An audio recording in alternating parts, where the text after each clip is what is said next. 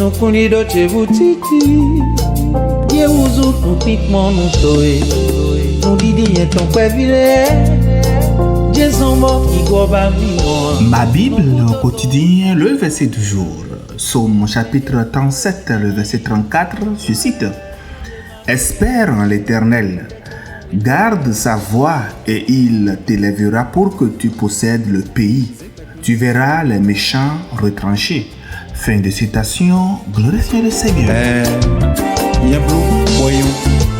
Bien-aimés dans le Seigneur Jésus-Christ, le psaume 37 est un psaume alphabétique. Si vous lisez la version hébreu, vous verrez que chaque strophe commence par une lettre d'alphabet hébreu, écrit non pas comme une prière, mais comme un enseignement à ceux qui voient l'injustice dans le monde et se demandent pourquoi les méchants prospèrent-ils? Où est Dieu dans tout ça? David y oppose deux voies de vie, celle des méchants qui semblent réussir pour un temps mais sont destinés à disparaître, et celle des justes qui placent leur confiance en Dieu, qui marchent dans ses voies et recevront leur héritage. Notre verset du jour dit « Espère en l'Éternel ». Espérer ici, dans ce contexte, c'est se reposer activement dans la foi en attendant à Dieu même quand tout semble lent et flou. Le verset continue en disant « Garde sa voie ». Ce n'est pas juste attendre, mais c'est marcher fidèlement dans ce que Dieu nous a déjà montré. Suivre sa voie, c'est marcher pas à pas selon la parole de Dieu. Par l'Éternel, les pas de l'homme s'affermissent. Il prend plaisir à sa voie, nous dit Psaume 37, le verset 23. Le verset continue en disant « Il t'élèvera pour que tu possèdes le pays ». Dans le contexte du verset à l'époque, le pays faisait référence à la terre promise, l'héritage du peuple d'Israël. Mais aujourd'hui pour nous, ce pays symbolise l'accomplissement des promesses de Dieu dans nos vies, la place qu'il a préparée pour nous, la paix, la justice, la stabilité et la plénitude spirituelle. Il s'agit donc de tout ce que Dieu a prévu pour nous dans son plan parfait. Dieu ne promet pas seulement un lieu, mais c'est aussi un destin, une destinée qui est bien alignée avec sa volonté. Il certainement nous élèvera, pas à notre façon, mais lui à la sienne. Le verset finit en disant « Tu verras les méchants retranchés ». David ne parle pas ici de personnes à haïr ou à rejeter. Nous sommes tous en effet créés à l'image de Dieu et donc nous avons la valeur à ses yeux. Le psalmiste évoque ici plutôt un principe spirituel. Les voies injustes et les actions malveillantes ne triompheront pas éternellement. Les méchants ici désignent ceux qui refusent délibérément les voies de Dieu et qui construisent leur vie sur la violence, la tromperie ou l'orgueil. Ce ne sont donc pas simplement des pécheurs, mais des gens qui s'opposent continuellement à Dieu. Cela ne veut pas dire qu'ils ne sont pas des créatures de Dieu, mais le choix de rejeter la voie divine les mène à leur propre chute. Ce retrait donc est souvent une conséquence naturelle. Ce qu'ils bâtissent sans Dieu finira toujours par s'écrouler.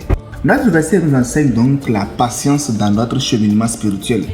Si vous croyez que vos pas sont dirigés par le Seigneur, qu'il a un plan pour votre vie et qu'il se soucie de vous et qu'il a vos intérêts à cœur, alors vous pouvez vous appuyer entièrement sur cette parole de notre verset du jour qui dit « Espère en l'Éternel, garde sa voie et il t'élèvera ».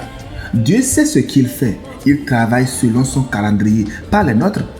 Nous devons tous éviter l'impatience, car elle est souvent le signe de l'immaturité, comme un enfant qui crie quand on ne répond pas à tout de suite. Et c'est aussi un signe de l'incrédulité, comme si Dieu ne savait pas ce qu'il fait. La Bible nous dit, vous avez en effet besoin de persévérance afin qu'après avoir accompli la volonté de Dieu, vous obteniez ce qui vous est promis. Hébreux 10, le verset 36.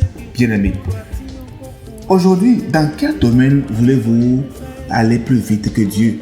Est-ce dans votre travail? Est-ce une relation ou un rêve que vous avez? Une décision importante?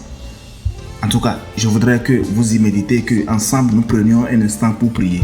Jéhovah, Jésus-Christ, Saint-Michel, Éternel notre Dieu, apprends-nous à te faire confiance dans l'attente. Nous choisissons de garder ta voie, même si nous ne voyons pas encore tout le chemin. Tu es notre guide et tu connais ce que nous autres nous ignorons. Élève-nous selon ton temps pour que nous héritions de ce que tu as promis pour nous. Amen.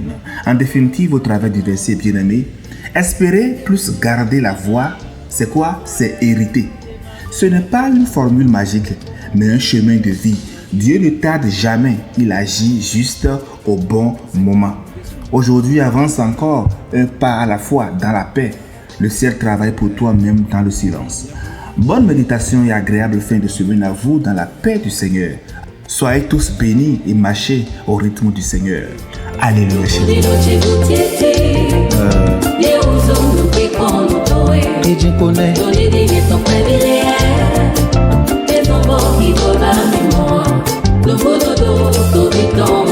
Alléluia, mon côté.